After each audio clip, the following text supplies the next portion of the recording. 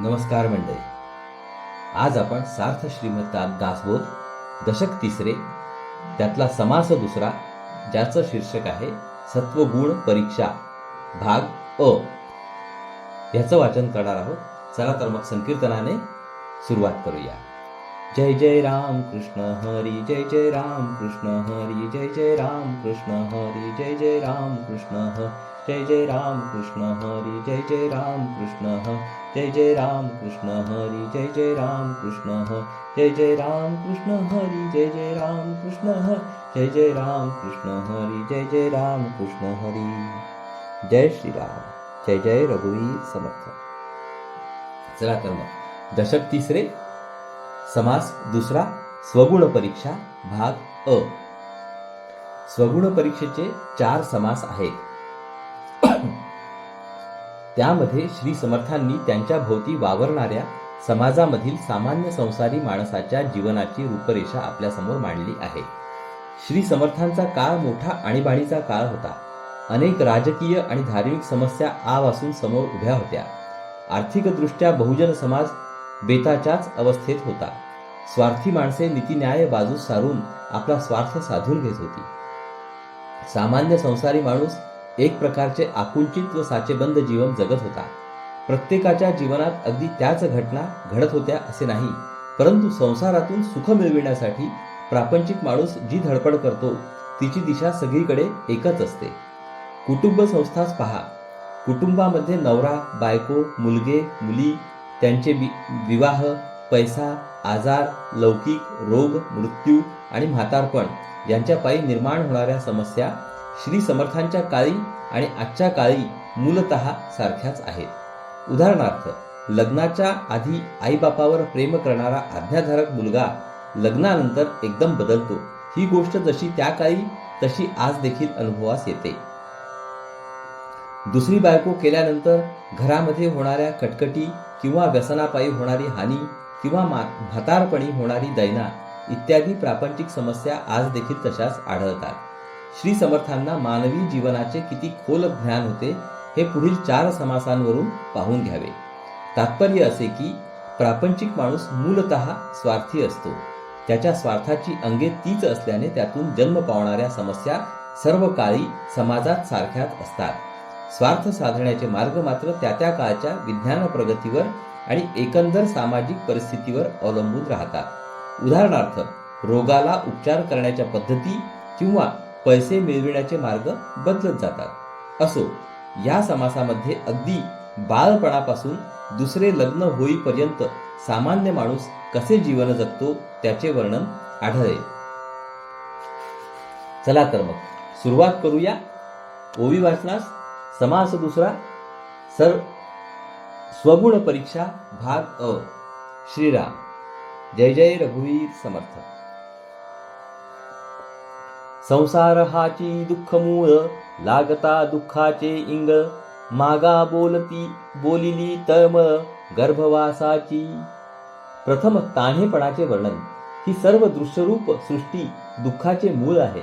अर्थात माणूस जगात जन्माला आला की तो दृश्य विश्वाचा भाग होतो. मग दुःखाचे निखारे त्याच्या देहाला चटके देतात. मागच्या समासात गर्भवासातील यातनांचे वर्णन सांगितले. गर्भवासी दुःख झाले, ते बाळक विसरले, पुढे वाढो लागले दिवसेंदिवस. जन्म झाल्यानंतर गर्भवासातील यातना मूल विसरते. पुढे दिवसेंदिवस ते वाढू लागते. बाळपणी त्वचा कोवळी, दुःख होताची तळमळी, वाचा नाही तये काळी, सुख दुःख सांगावया. तान्हेपणी त्वचा अगदी नाजूक असते. जरा काही दुःख झाले की ते मूल व्याकुळ होते, पण आपल्याला होणारे सुख दुःख त्याला शब्दांनी सांगता येत नाही. देहास काही दुःख झाले अथवा क्षुधेने पिडले, तरी ते परम आक्रंदले परी अंतर नेणवे. देहाला काही दुःख झाले किंवा भूक लागली म्हणजे ते मूल मोठ्याने रडते, परंतु त्याला अंतरी काय दुःख होत आहे हे काही आईला कळत नाही. माता कुरवाळीवरी परी जे पीडा झाली अंतरी, ते मायेसी न कळे अभ्यंतरी, दुःख होय बाळकासी. आई त्याला जवळ घेते व कुरवाळते. पण हा बाहेरून उपाय होतो. त्याच्या अंतर्यामी काय दुःख आहे हे काही आईला बरोबर कळत नाही. मागुते मागुते फुंजे रडे, माता बुझावी घेऊन कडे, वेथा नेणती बापुडे, तळमळी जीवी. ते मूल पुन्हा पुन्हा हुंदके देते व रडते. आई त्याला कडेवर घेऊन रडे थांबविण्याचा प्रयत्न करते, पण त्याची पीडा व्यथा न कळल्याने मूल बिचारे तळमळतच राहते. नाना व्याधीचे उमाळे, तेणे दुःखे आंदोळे, रडे पडे कापोळे, अभीस अग्नी संगे. अनेक रोगांचा जोर होऊन त्यांच्या दुःखाने त्या पोराचा जीव खालीवर होतो. ते पोर रडते, पडते किंवा कधी विस्तवाने पोळते. शरीर रक्षितानये, घडती नाना अपाये, खोडी अधांतरी होये, आवे वहीन बाळक. आपल्या शरीराचे रक्षण करता येत नाही म्हणून नाना प्रकारचे अपाय त्या मुलाला सोसावे लागतात. खोड्या करताना अपाय होऊन हात पाय किंवा एखादा अवयव गमाविण्याचा प्रसंग येतो. अथवा अपाय चुकले, पूर्व पुण्य पुढे ठाकले, मातेस ओळखो लागले, दिवसेंदिवस. मूल आईला ओळखू लागते व तिच्याशिवाय त्याला क्षणभर करमत नाही. पण पूर्व पुण्य समोर उभे राहिले आणि असले अपाय चुकले, मग मूल हळूहळू आईला अधिकाधिक ओळखू लागते. क्षणभरी मातेस न देखे, तरी आक्रंदे रुदन करी दुःखे, ते समयी माते सारिखे, आणिक काहीच नाही. क्षणभर सुद्धा आई दिसेनाशी झाली तर मूल दुःखाने रडते व ओरडते. त्या वयामध्ये आईशिवाय दुसरे काहीच त्याला महत्वाचे वाटत नाही, आवडत नाही. आस करून वास पाहे, माते विण कदान राहे, वियोग पळ मात्र नसाहे, स्मरण झाली यानंतरे. ते मोठ्या आशेने आईची वाट पाहते, केव्हाही आईपासून दूर राहत नाही आणि एकदा आईची आठवण झाली की मग क्षणभर देखील तिचा वियोग त्याला सहन होत नाही. जरी ब्रह्मादिक देव आले, अथवा लक्ष्मीने अवलोकिले, तरी नवचे बुझाविले, आपले माते वाचुनी. ब्रह्मादिक देव जरी आले किंवा प्रत्यक्ष लक्ष्मीने प्रेमाने बोलाविले, तरी आई वाचून दुसरे कोणी त्याची समजूत घालू शकत नाही. कुरूप अथवा कुलक्षण, सकळाहुनी करंटेपण, तरी नाही ती समान, भूमंडळी कोणी. आई कुरूप असो, हीन लक्षणी असो अथवा सर्वांपेक्षा दुर्दैवी असो, त्या मुलाला जगात तिच्यासारखे दुसरे कोणी नसते. ऐसे ते केविलवाणे, माते विण दिसे उणे, रागे परते केले तिने, तरी आक्रंदोनी मिठी घाली. आई नसेल तर ते पोर केविलवाणे होते व दीन दिसते. आईने रागावून त्याला दूर सारले तरी मोठ्याने रडून ते तिलाच मिठी मारते.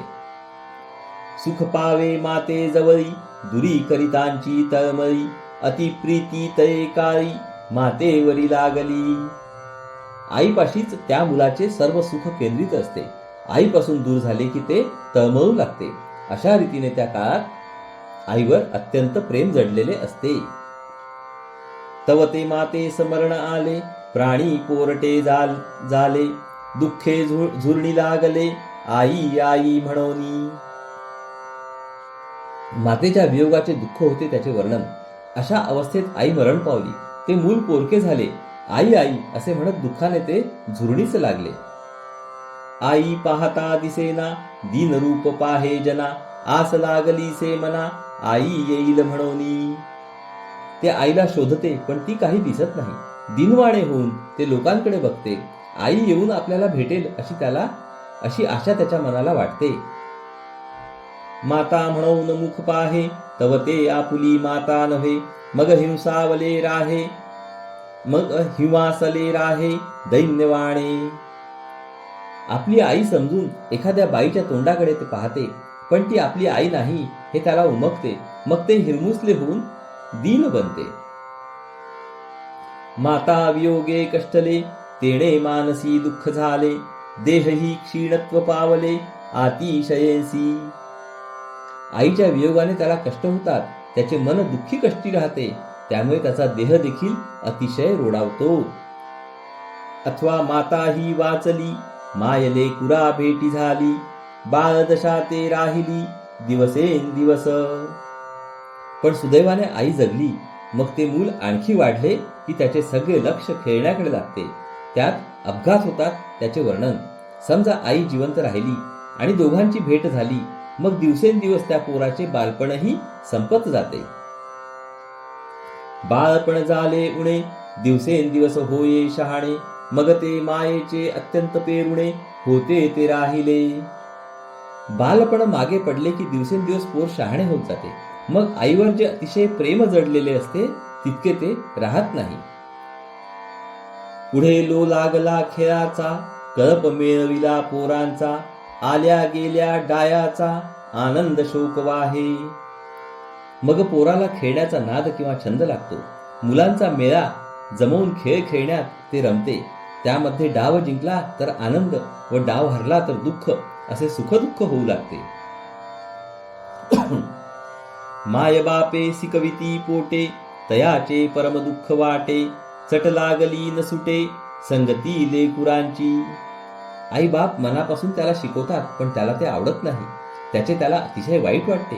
पोरांच्या बरोबर खेळायची लागलेली चटक काही केल्या सुटत नाही. लेकुरांमध्ये खेळता, नाठवे माता आणि पिता, तव तेथेही अवचिता दुःख पावला. मुलांच्या मध्ये खेळत असता त्याला आईबापाची मुळीच आठवण होत नाही, परंतु त्या खेळण्यात अचानक दुःख ओढवते. पडिले दात फुटला डोळा, मोडले पाय झाला खुळा, गेला माझ अवकळा ठाकून आली. कुठे दातच पडतात, डोळाच फुटतो, पायच मोडतो व लंगडा होतो. मग मात्र मस्ती जिरते आणि शरीराला व्यंग झाल्याने कुरूपता येते. निघाल्या देवी आणि गोवर, उठले कपाळ लागला ज्वर, पोट सुळी निरंतर वाय गोळा. ताप, देवी, गोवर असले आजार होतात. त्यातून मोठ्या कष्टाने तो वाचला तर त्याला चोप देऊन आईबाप शहाणा करतात. पुढे त्या पोराला देवी निघतात, किंवा गोवर येतो, किंवा डोकेदुखी जडते, किंवा सारखा ताप येतो, किंवा पोटशूळ उठून वाय गोळा उठतो. लागली भूते झाली झडपणी, जळीच्या मेसको माये राणी, मुंजा झोटिंग करणी म्हैसोबाची. या रोगांचे कारण काय याबद्दल लोक तर्क करू लागतात. कोणी म्हणतो त्याला भूताने झपाटले आहे, कोणी म्हणतो पाण्यातील मेस्को मायराणीने धरले आहे, कोणी म्हणतो मुंजा, झोटिंग किंवा म्हसोबाची करणी बांधली आहे. वेताळ खंकाळ लागला, ब्रह्मगिरो संचारला, नेणो चेडा ओलांडिला काही कळेना. कोणी म्हणतो वेताळ खंकाल लागला, कोणी म्हणतो ब्रह्मसंबंध संचरला, कोणी म्हणतो मंतरलेली वस्तू ओलांडली काय, काही कळत नाही. एक म्हणती बिरे देव, एक म्हणती खंडेराव, एक म्हणती सकळ वाव, हा ब्राह्मण संबंध. कोणी म्हणतो वीरदेव, कोणी म्हणतो खंडेराव, तर कोणी म्हणतो हे सगळे खोटे, त्याला ब्रह्मसंबंध लागला आहे. एक म्हणती कोणे केले, आंगी देवत घातले, एक म्हणती चुकले सटवाईचे. कोणी म्हणतो की मंत्र वापरून त्याच्या अंगात एखादी देवता सोडली आहे, तर कोणी म्हणतो की सटवाईचे काही देणे चुकले असावे. एक म्हणती कर्मभोग, आंगी जडले नाना रोग, वैद्य पंचाक्षरी चांग बोलावून आणिले. कोणी म्हणतो की पूर्वजन्मीच्या कर्मांचे फळ भोगायचे आहे, म्हणून त्याच्या देहाला हे नाना प्रकारचे रोग जडले आहेत. त्यासाठी चांगले वैद्य व मांत्रिक बोलावून औषध पाणी चालू होते. एक म्हणती हा वाचेना, एक म्हणती हा मरेना, भोग भोगितो यातना पापास्तव. कोणी म्हणतो हा काही जगत नाही, कोणी म्हणतो हा काही मरत नाही, कारण पूर्वीचे पाप असल्यामुळे यातनांच्या रूपाने तो भोग भोगीत आहे. गर्भ दुःख विसरला, तो त्रिविध तापे पोळला, प्राणी बहुत कष्टी झाला संसार दुःखे. माणूस गर्भवासाचे दुःख जरी विसरला तरी जीवनामध्ये त्रिविध तापांनी तो पोळला जातोच. एकंदर या संसाराच्या दुःखांनी माणसाला फार यातना सोसाव्या लागतात. इतुकेही चुकोन वाचला, तरी मार मारू शहाणा केला, लौकिकी नेटका झाला, नाव राखे ऐसा. या इतक्या सगळ्या भानगडीतून अडचणीतून माणूस वाचलाच, तर विद्या येण्यासाठी त्याचे आईबाप त्याला मार मारून शहाणा करतात. लोकात आपले नाव राखील असा तो चांगला बनतो.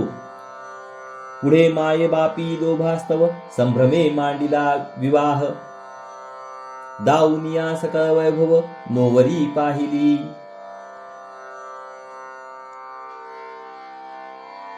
विद्या कमविली, मुलगा वयात आला, चांगला वागू लागला, म्हणून आईबापांनी चांगली मुलगी पाहून लग्न केले. लग्न झाल्यावर मुलाची वृत्ती कशी पालटते याचे सुंदर वर्णन येथे आढळते. पुढे आईबापांनी संसाराच्या लोभामध्ये गुंतून मोठ्या उत्सुकतेने व थाटाने त्याचे लग्न उभे केले. आपला सगळा पैसा अडका दाखवून मुलाला मुलगी पसंत केली. वराढी वैभव दाटले, देखो न परम सुख वाटले, मन हे रंगून गेले सासूरवाडीकडे. आपले वैभव घेऊन खूप वराढी लग्नासाठी जमले. लग्नाचा थाट पाहून नवरदेवाचे मनाला अत्यानंद झाला व ते सासूरवाडीकडे रंगून गेले. मायबापी भलतैसे असावे, परी सासूरवाडीस नेटके जावे, द्रव्य नसेल तरी घ्यावे ऋण कळांतरे. आईबाप कशाही हीन किंवा दीन परिस्थितीत असेनात का, सासूरवाडीला आपण नीट नेटके गेले पाहिजे असा विचार करून जवळ पैसा नसेल तर व्याजाने कर्ज काढून तो सासरी थाटाने जातो. अंतर्भावते सासूरवाडी, माये बापे राहिली बापुडी, होता ती सर्वस्वे कुडकुडी, तितुकेच कार्य त्यांचे. आतून त्याचा सगळा जीव सासूरवाडीकडे गुंतलेला असतो. आईबाप बिचारे दीन असहाय्य होऊन घरात राहतात. ते सर्व बाजूंनी नाडले जातात. जणू काय त्यांच्या जीवनाचे तेवढेच कार्य होते आणि ते संपले. नोवरी आलिया घरा, अति हव्यास वाटे वरा, म्हणे मज सारिखा दुसरा कोणीच नाही. आता काम वासनेच्या अधीन गेलेल्या तरुण विवाहित माणसाचे श्री समर्थ वर्णन करतात. त्यात अतिशयोक्ती आहे असे वाटण्याचे मुळीच कारण नाही. आज देखील तशी माणसे आढळतात. बायको घरी आली की त्या तरुण मुलाला सारखी हवीशी वाटते. आपल्यासारखा दुसरा कोणी सुखी नाही असे तो समजतो. माय बाप बंधू बहिणी, नोवरी न दिसता वाटे काणी, अत्यंत लोभला पापिणी, अविद्येने भुलविला. एक बायको घरात नसली तर आईबाप भाऊ बहिणी असून देखील तो खिन्न होतो. आपल्या बायकोमध्ये तो इतका गुंतून जातो, पापी अविद्या त्यास अगदी संपूर्णपणे भुलवून टाकते. संभोग नसता इतुका प्रेमा, योग्य झाली या उल्लंघी सीमा, प्रीती वाढविती कामा, करिता प्राणी गुंतला. स्त्री वयात आली नसता तो इतके प्रेम करतो, तर मग ती वयात येऊन स्त्री सुख मिळू लागल्यावर त्याच्या वागण्यास मर्यादा राहत नाही. हे स्वाभाविकच आहे. तिच्या प्रीतीने त्याची कामवासना वाढत जाते. अशा रीतीने मनुष्य त्यात गुरफटतो. जरी न देखे क्षण एक डोळा, तरी जीव होय उताविला, प्रीती पात्र अंतरका घेऊन गेली. बायको क्षणभर नजरेआड झाली तर तिला पाहावयास तो उतावीळ होतो. प्रेमाच्या बायकोने त्याचा विवेक हिरावून नेल्यासारखी अवस्था होते. कोवळे कोवळे शब्द मंजूळ, मर्यादा लज्जा मुखकमळ, वक्त्रलोकने केवळ, ग्रामज्जाचे मैंदावे. तिचे ते गोड मंजूळ शब्द, ती मर्यादा, तो लाजरेपणा, तो कमळासारखा सुरेख चेहरा यांनी तो तरुण भुलतो. नुसते तिचे तोंड पाहिले तरी संभोगाच्या विचारांनी मन भरून जाते. कळवळा येता सावरेना, शरीर विकळ आवरेना, अनेत्र व्यवसायी क्रमेना हुरहुर वाटे. तिच्याबद्दल प्रेमाची लहर आली की मन ताब्यात राहत नाही. विषय सेवनाने आलेला शरीराचा शिथिलपणा आवरत नाही. इतर काही व्यवसाय करावा म्हटले तर त्यात मन रमत नाही. सारखी तिची हुरहुर लागते. व्यवसाय करिता बाहेरी, मन लागले से घरी, क्षणक्षणा अभ्यांतरी, स्मरण होये कामिनीचे. बाहेर उद्योगधंदा करीत असता त्याचे मन घरी असलेल्या स्त्रीपाशी गुंतलेले असते. क्षणोक्षणी मनामध्ये आपल्या स्त्रीचे स्मरण त्याला होत राहते.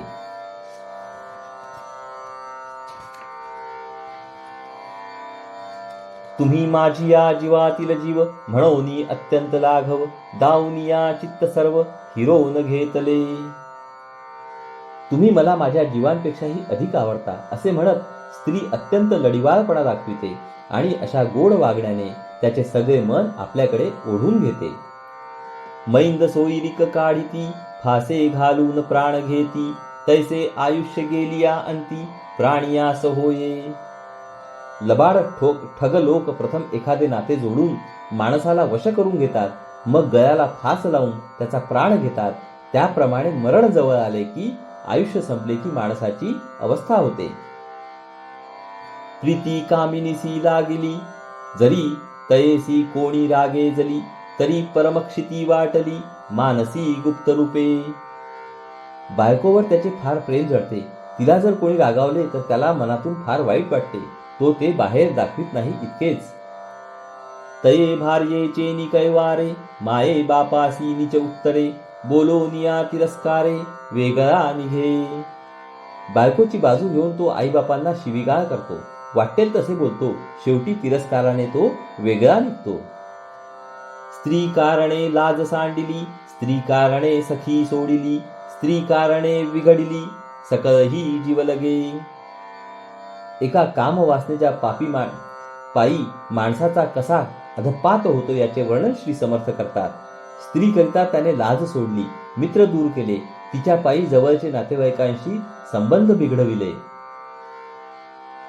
स्त्री कारणे देह विकिला, स्त्री कारणे सेवक झाला, स्त्री कारणे सांडवला विवेकासी. स्त्री करता त्याने आपला देह जणू काय विकला, तिच्यासाठी नोकर बनला, तिच्या अधीन होऊन आपला विवेक गमावला, विवेक भ्रष्ट झाला. स्त्री कारणे लोलंगता, स्त्री कारणे अतिनम्रता, स्त्री कारणे पराधीनता अंगीकारिली. स्त्रीसाठी तो लंपट होतो, अतिशय नम्रता धारण करतो, तिच्यासाठी दुसऱ्याचा ताबेदार बनतो. स्त्री कारणे लोभी झाला, स्त्री कारणे धर्म सांडिला, स्त्री कारणे अंतःकरला तीर्थयात्रा स्वधर्म. स्त्रीसाठी तो लोभी बनतो, धर्म सोडतो, तीर्थयात्रा नित्यकर्म या गोष्टी करू शकत नाही. स्त्री कारणे सर्वथा काही, शुभाशुभ विचारिले नाही, तनु मनु धनु सर्वही अनन्य भावे अर्पिले. स्त्रीसाठी कधीही चांगल्या वाईटाचा विचार केला नाही. तन मन धन हे सगळे त्याने अगदी मनापासून तिच्यासाठी वाहून टाकिले. स्त्री कारणे परमार्थ बुडविला, प्राणी स्वहितास नाडला, ईश्वरी कानकोंडा झाला, स्त्री कारणे कामबुद्धी. स्त्रीसाठी त्याने परमार्थ बुडविला, तो स्वतःच्या कल्याणाला मुकला. स्त्रीच्यामुळे विषय वासना वाढली आणि अखेर ईश्वराकडे जाण्याची लाज वाटू लागली. स्त्री कारणे सोडिली भक्ती, स्त्री कारणे सोडिली विरक्ती, स्त्री कारणे सायुज्य मुक्ती तेही तुच्छ मानिली. स्त्री करता त्याने भक्ती सोडली, विरक्ती सोडली, इतकेच नव्हे तर सायुज्य मुक्ती देखील स्त्री पुढे तुच्छ मानली. येके स्त्रियेचे निगुणे, ब्रह्मांड मानिले ठेंगणे, जीव लगे ती पिसुणे ऐसी वाटली. एका स्त्रीच्या नादी लागून त्याने सगळे ब्रह्मांड कमी योग्यतेचे मानले. प्रेमाचे नातेवाईक त्याला शत्रूप्रमाणे वाटू लागले. ऐसी अंतरप्रीती जडली, सर्वस्वाची सांडी केली, तव ते मरून गेली अकस्मात भार्या. अशा प्रकारचे अत्यंत स्त्री अधीन जीवन जगत असता ती मृत्यू पावते. तो वियोग दुःखाने जणू काय वेडा होतो. तो वैरागीच व्हायचा, पण काही कारणाने घरी थांबतो, मग दुसरे लग्न करतो. स्वतःच्या बायकोवर अशा रीतीचे त्याचे प्रेम अत्यंत आतून जडलेले असते. त्याच्या पायी त्याने सर्वस्वाचा त्याग केलेला असतो. दुर्दैवाने ती बायको एकाएकी मरण पावते. तेणे मनी शोक वाढला, म्हणे थोर घात झाला, आता कैचा बुडाला संसार माझा. तिच्या मृत्यूने तो फार शोक करतो. तो म्हणतो की माझा फार मोठा घात झाला, आता कसला संसार, माझा संसार बुडाला. जीवलगांचा सोडिला संग, अवचिता झाला घरभंग, आता करू माया त्याग म्हणे दुःखे. जीवलग माणसांचा सहवास सोडला आणि वेगळे घर केले, तर एकाएकी घर मोडले. मग दुःखाने तो म्हणतो की आता या मायेच्या जाळ्याचा त्याग करू. स्त्री घेऊन आडवी, ऊर बडवी पोट बडवी, लाज सांडून गौरवी लोका देखता. स्त्रीचे प्रेत आडवे मांडीवर घेऊन तो छाती आणि पोट बडवितो. लाज सोडून सर्व लोकांसमोर बायकोची स्तुती करतो. म्हणे माझे बुडाले घर, आता न करी हा संसार, दुःखे आक्रंदला थोर, घोर घोषे. दुःखाने फार मोठा आवाज काढून ढसढसा रडतो आणि म्हणतो की माझे घर बुडाले, आता यापुढे मी संसार करणार नाही. तेणे जीव वारया वेघला, सर्वस्वाचा उबगाला, तेणे दुःखे झाला जोगी का महात्मा. वात झालेल्या माणसाप्रमाणे तो भ्रमिष्ठासारखा वागू लागला. सगळ्या गोष्टींचा त्याला कंटाळा आला. त्या दुःखामुळे अंगाला राख फासून जोगी झाला किंवा दीक्षा घेऊन साधू बनला. का ते निघून जाणे चुकले, पुन्हा मागुते लग्न केले, तेणे अत्यंतची मग्न झाले, मन द्वितीय संबंधी. पण काही कारणाने घरातून निघून जाणे झाले नाही. मग पुन्हा दुसरे लग्न केले. दुसऱ्या बायकोमध्ये त्याचे मन अतिशय रमून गेले. झाला द्वितीय संबंध, सवेंची मांडिला आनंद, श्रोती व्हावे सावध, पुढिले समासी. दुसरे लग्न केल्याबरोबर लगेच आनंदाला भरती आली. पुढील समास ऐकण्यासाठी आता श्रोत्यांनी सावध व्हावे. इति श्रीदासबोधे गुरुशिष्य संवादे स्वगुण परीक्षा नाम समास दुसरा. अशा रीतीने आपला आज दशक तिसऱ्यातला समास दुसरा स्वगुण परीक्षा भाग अ येथे समाप्त झाला आहे. हरि ओम तत्सत, हरि ओम तत्सत, हरि ओम तत्सत. हरे कृष्ण कृष्ण कृष्ण हरे हरे, हरे राम राम राम हरे हरे, हरे कृष्ण कृष्ण कृष्ण हरे हरे, हरे राम राम राम हरे हरे, हरे कृष्ण कृष्ण कृष्ण हरे हरे, हरे राम राम राम हरे हरे, हरे कृष्ण कृष्ण कृष्ण हरे हरे, हरे राम राम राम हरे हरे. जय जय रघुवीर समर्थ. जय श्रीराम, जय श्रीराम. चला तर मंडळी, पुढील भागात परत भेटू. नमस्कार. हरि ओम, हरि ओम, हरि ओम.